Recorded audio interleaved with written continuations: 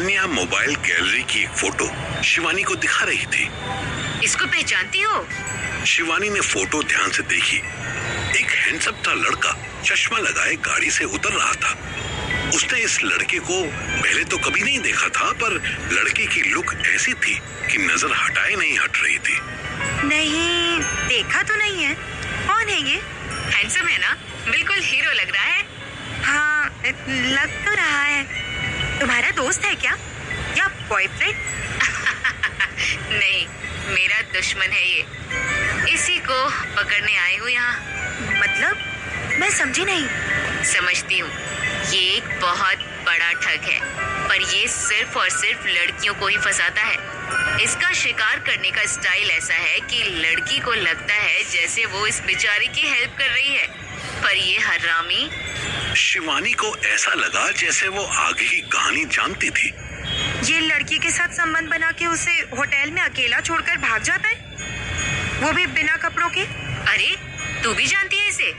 अभी तो बोली कि पहचानती नहीं। शक्ल से नहीं पहचानती थी, पर इसके कारनामे सुने हैं। एक हमारी जानकार थी, उसके साथ भी इसने यही किया था। अरे बहुत सही।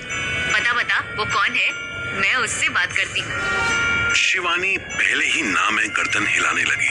क्या हुआ? हमारा अब उनसे कोई संपर्क नहीं। वो हमें पटना में मिली थी। इस लड़के की वजह से उनका एक्सीडेंट हुआ था, तो उनको ब्लड की जरूरत थी। हमने उन्हें खून दिया और फिर वो। शिवानी मन्नू के जाने के बाद पटना हॉस्पिटल में जो हंगामा हुआ था वो याद करने लगी। बड़ी मुश्किल से उसने सिकंदर का नाम अपनी जुबान पर आने से रोका। फिर वो अपने घर चली गई, शायद कोटा की रहने वाली थी। अरे, पर कोई फोन नंबर एड्रेस तो होगा ना, हमारे पास मोबाइल ही नहीं है। तान्या हवा निकले गुब्बारे की तरह ढल गई। आपको भी इस आदमी ने ठगा था क्या? ना, मुझे नहीं, मेरी मकान मालकिन को। मतलब आपकी मकान मालकिन कोई लड़की है? है तो वो आंटी, लेकिन उसकी हरकतें सब लड़कियों वाली ही हैं। खासकर तब जब वो ट्रेन से इधर उधर ट्रैवल कर रही होती है। उसको ग्वालियर से इंदौर आते टाइम ये मिला था। इसका बैग चोरी हो गया था। आंटी ने इस पर दया दिखाई और इसने आंटी की जिंदगी झंड कर दी। कैसे? क्या उनके साथ भी होटल में जाकर? नहीं, इतना नीचे तो ये नहीं गिरा, पर इसने आंटी की सुंदरता की इतनी तारीफ की कि आंटी पानी पे चढ़ गई और इसके भरोसे अपना बैग छोड़कर सो गई। सुबह उठती तो ना आंटी का बैग था, ना ही उनके गले की चेन थी, ना ही ये भला आदमी अपनी सीट पर था। ओह, पर ये तो चोरी हुई ना। रेलवे पुलिस को कंप्लेन करवानी चाहिए थी। ना, आंटी के लिए चोरी से ज्यादा धोखेबाजी थी। फिर आंटी के हस्बैंड खुद रेलवे में है।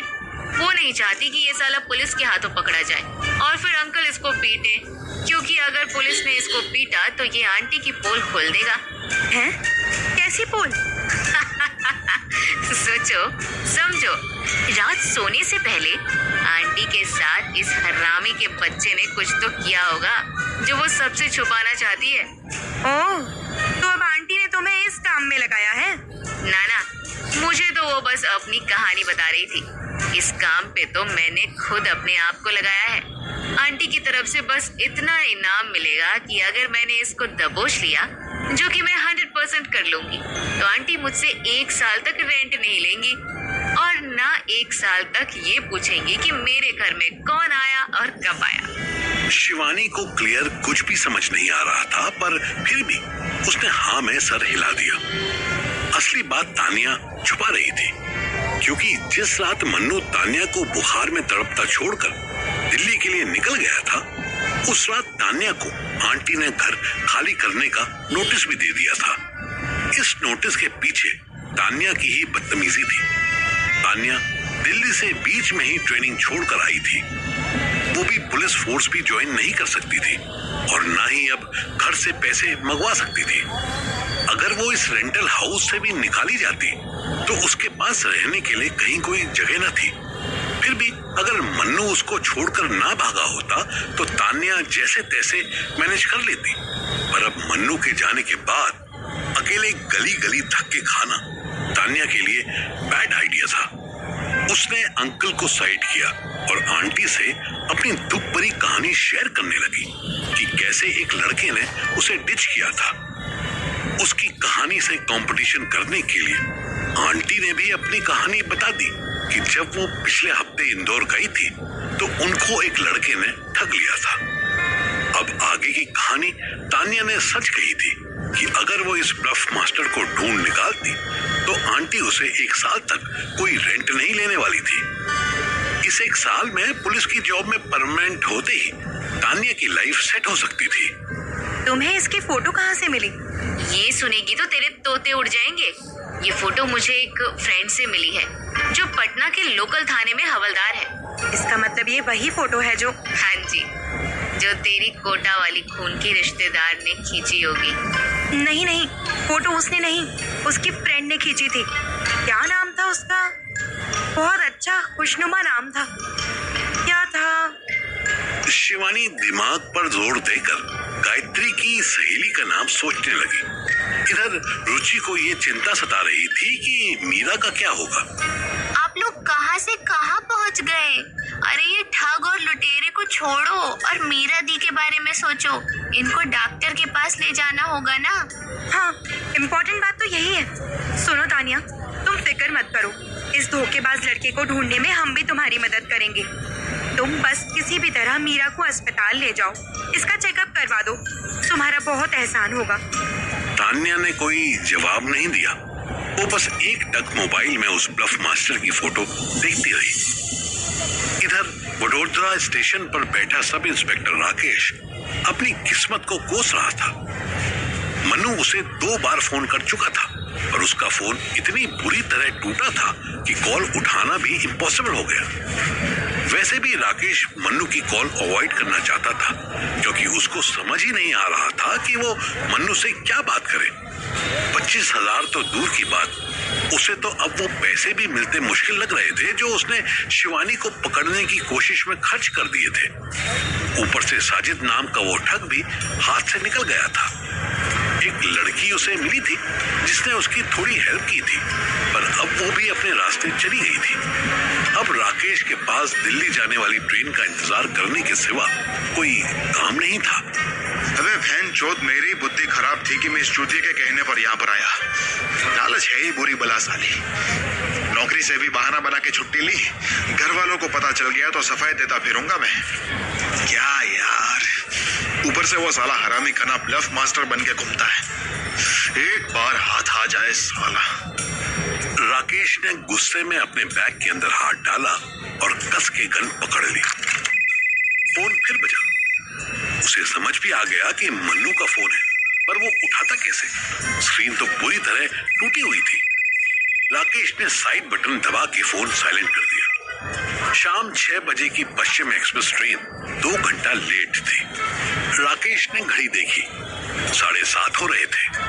आधे घंटे की बात है, एक बार ट्रेन में सर टिकाने की जगह मिल जाए बस। दिल्ली पहुंचते ही मन्नू की शक्ल भी नहीं देखूंगा मैं, भड़वा साला। राकेश का फोन फिर बजा। उसको लगा कि फिर से मन्नू की होगा, पर यह कॉल सिर्फ एक नंबर से थी। बड़ी मुश्किल से राकेश को नंबर दिखाई दिया। कॉल एक बार बजकर कट जाती तो भी कोई बात नहीं थी, पर इस नंबर से तो एक के बाद एक कॉल आ रही थी। अरे कौन को मौत आ गई, क्या भसड़ है बहनचोद। राकेश ने पेन निकाला और अपने हाथ पर वो नंबर लिख लिया। सही से दिखाई भी नहीं दे रहा है बहनचोद। गाड़ी संख्या 12925 मुंबई सेंट्रल से चलकर सूरत, वडोदरा, नई दिल्ली के रास्ते अमृतसर जाने वाली पश्चिम। राकेश इसी ट्रेन का वेट कर रहा था। प्लेटफॉर्म उसके मन में फिर 2 बातें चलने लगी। इधर उधर से फोन ढूंढकर इस नंबर पर कॉल बैक करना या ट्रेन का इंतजार करे। वो एक वड़ा पाव वाले के ठेले पर पहुंचा तो उसने बताया कि प्लेटफॉर्म नंबर 1 पर टेलीफोन सर्विस मिल जाएगी। राकेश दौड़ता हुआ फुटओवर ब्रिज पर चढ़ा और उतनी स्पीड से नीचे उतरा। बैग लेके दौड़ना उसके लिए मुश्किल हो रहा था, पर वो फिर भी रुका नहीं। 10 मिनट में ट्रेन आने वाली थी। उससे पहले पता करना था कि ये कॉल किसने की होगी। ओ हेलो, ओ भाई, यहाँ टेलीफोन है के? राकेश हांफता हुआ एक दुकान पर पहुंचा। दुकानदार उसे प्लेटफॉर्म से बाहर का रास्ता दिखा दिया। राकेश की नजर गई स्टेशन परिसर के अंदर ही एक टेलीफोन वाला था। वो उधर लपका ही था कि उसे टीटी मिल गया। टिकट दिखाइए। अभी लौट के दिखाता हूँ, बस 2 मिनट रुक जा। ऐसा नहीं होता है, टिकट दिखाइए। टीटी ने पता नहीं कैसे इशारा किया कि 2 पुलिस वाले भी वहां आ गए। राकेश बुरी तरह इरिटेट हो गया, पर इस तरह चिढ़ के काम और खराब हो सकता था। टाइम बहुत कम था। अरे दिखा रहा हूँ ना पहलवान, रुक जा, सब्र कर। राकेश अपनी जेब टटोलने लगा। जिस टाइम किसी चीज की जरूरत होती हो उस टाइम पता नहीं कैसे वो आइटम पॉकेट में खो जाती है। राकेश भी 10 बार चेक करने के बाद ऊपर शर्ट की जेब से टिकट निकाल पाया।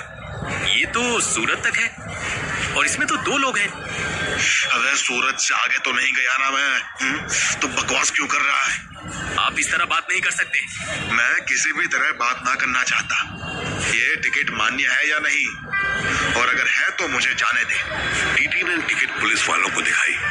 राजधानी की ट्रेन टिकट देख पुलिस वालों ने इशारा कर दिया कि जाने दिया जाए। पता चला कि ये किसी नेता का एक्सीडेंट हुआ तो लेने के देने पड़ जाएंगे। टीटी ने टिकट हल्की सी फाड़ दी और राकेश का रास्ता छोड़ दिया।